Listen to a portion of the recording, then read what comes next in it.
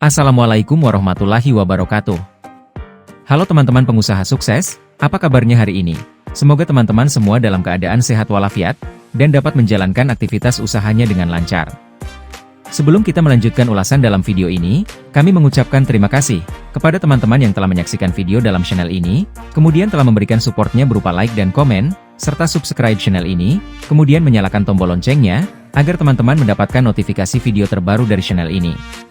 Semoga teman-teman yang ingin mencoba menjalankan usaha toko sembako ini, diberikan kemudahan dan dilancarkan usahanya, dan tentunya menjadi pengusaha sukses.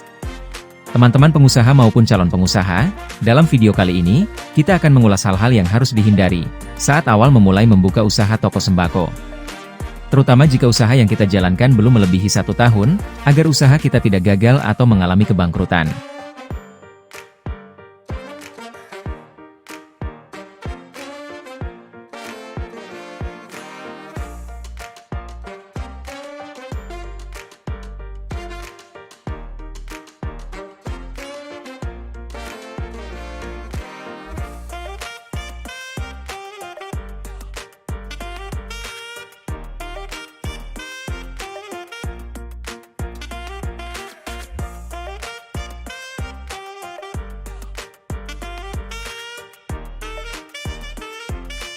Berikut hal-hal yang harus dihindari, agar usaha kita berjalan sesuai dengan yang kita harapkan.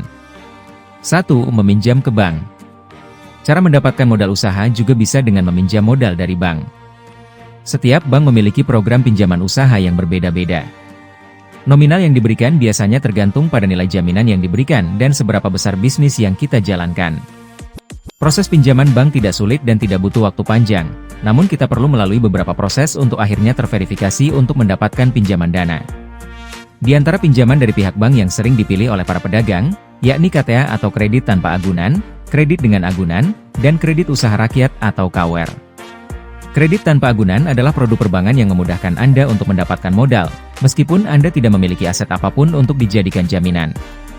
Pencairan dana KTA juga biasanya sangat cepat, hanya membutuhkan waktu beberapa hari. Suku bunga KTA lebih tinggi sesuai dengan ketentuan yang dikeluarkan oleh bank pemberi kredit. Kredit dengan agunan adalah produk perbankan yang menggunakan jaminan aset untuk mendapatkan modal. Besarnya aset yang dijadikan agunan akan mempengaruhi besarnya nominal pinjaman yang disetujui oleh pihak bank. Suku bunga kredit ini juga lebih tinggi sesuai dengan ketentuan yang dikeluarkan oleh bank pemberi kredit. Kemudian kredit usaha rakyat atau KUR. KUR pada dasarnya adalah salah satu program pemerintah juga. Ini merupakan salah satu bentuk bantuan pemerintah terhadap UMKM, dalam bentuk pinjaman yang disalurkan melalui bank.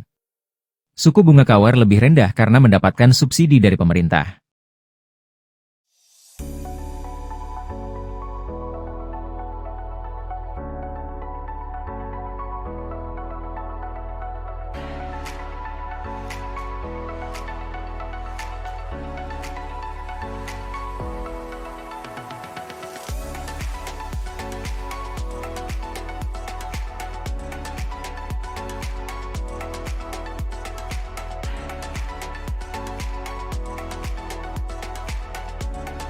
Jika usaha toko sembako yang kita jalankan belum sampai 1 tahun, dan kita belum mendapatkan besar profit yang diharapkan, hindari untuk mengajukan pinjaman tambahan modal ke pihak bank. Sebaiknya menabungkan profit yang didapatkan untuk menambah modal usaha yang dijalankan.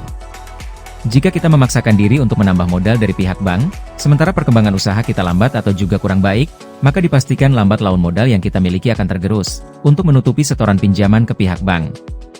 Akan tetapi jika perkembangan usaha kita membaik, dan terus meningkat serta profit per hari yang kita dapatkan, melampaui jumlah yang harus disetor ke pihak bank, maka langkah ini boleh-boleh saja kita lakukan. Namun, sebaiknya hindari terlebih dahulu pinjaman bank, jika dengan profit yang kita peroleh, dapat menambah modal usaha toko kita.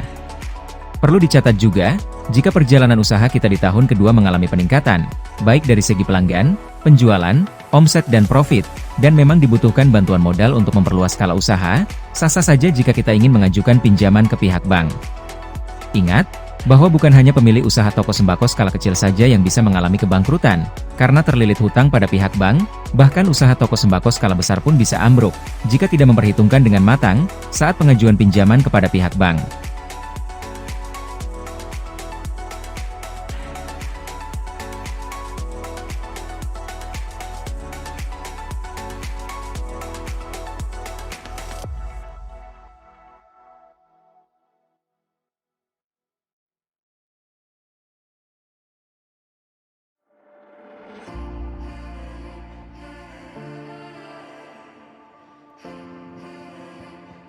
2. Meminjam pinjaman online. Hindari pinjaman online atau pinjol. Salah satu cara mendapatkan modal usaha adalah dengan pinjaman online. Kini sudah banyak dompet digital, bank digital, hingga e-commerce yang menawarkan bantuan pinjaman bisnis. Pinjaman online atau pinjol ini memiliki bunga yang bervariasi. Kemajuan teknologi saat ini memang memberi kita kemudahan dalam berbagai aspek. Salah satunya adalah aspek finansial di mana kita semakin mudah mendapatkan layanan transaksi, bahkan fasilitas pinjaman uang. Anda tentu sudah tahu kalau pinjaman online begitu mudah untuk diperoleh. Proses pengajuannya sangat mudah bahkan hanya lewat beberapa kali klik. Dalam satu genggaman tangan saja, Anda sudah bisa mendapatkan pinjaman dana sesuai kebutuhan Anda. Pinjaman online juga memberlakukan sistem bunga dan perlu diketahui bahwa nominal bunga tersebut bisa saja sangat tinggi. Bahkan banyak sekali layanan pinjol ilegal yang tidak menyebutkan nilai bunganya namun langsung menaikkan bunga tersebut di tengah program pinjaman. Tentu hal ini akan sangat merugikan diri Anda sebagai debitur dan akan membuat jumlah angsuran meningkat drastis. Hindari layanan pinjaman online yang memberlakukan nilai bunga tanpa aturan jelas dan jumlahnya terlalu besar. Banyak kasus di mana debitur akhirnya terlilit utang besar karena nilai bunga yang melambung terlalu tinggi. Bahkan tidak sedikit usaha yang baru berkembang, tumbang karena terlilit hutang pinjol.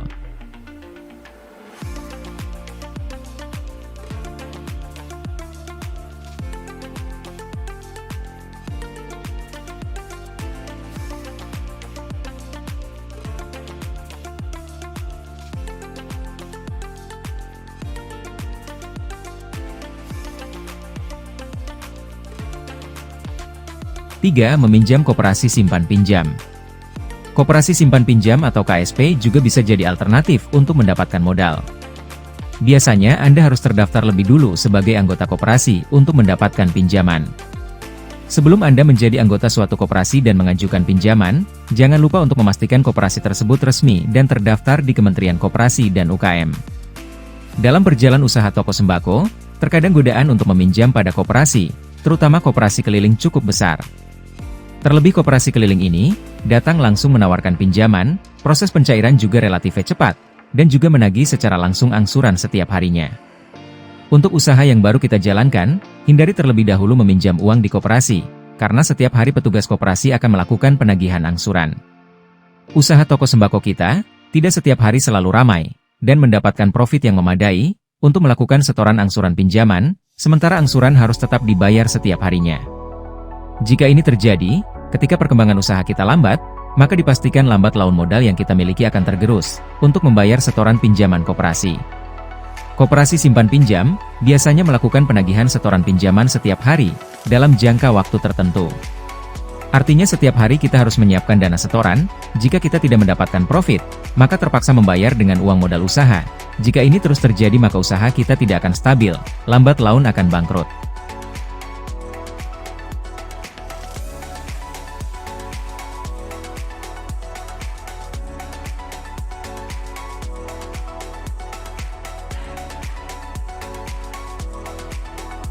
Teman-teman, demikian ulasan kita tentang hal-hal yang harus dihindari jika kita menjalankan usaha toko sembako. Mudah-mudahan video ini memberikan pencerahan bagi teman-teman yang ingin memulai usaha toko sembako. Semoga usaha yang akan dilaksanakan teman-teman, atau juga teman-teman yang sudah memulai usaha toko sembako ini, diberikan kemudahan dan kelancaran serta keberkahan, sehingga usahanya menjadi besar. Mengakhiri video ini, jangan lupa teman-teman klik tombol like, dan subscribe serta tekan tombol loncengnya, agar teman-teman semua mendapatkan notifikasi video terbaru dari channel ini. Wassalamualaikum warahmatullahi wabarakatuh.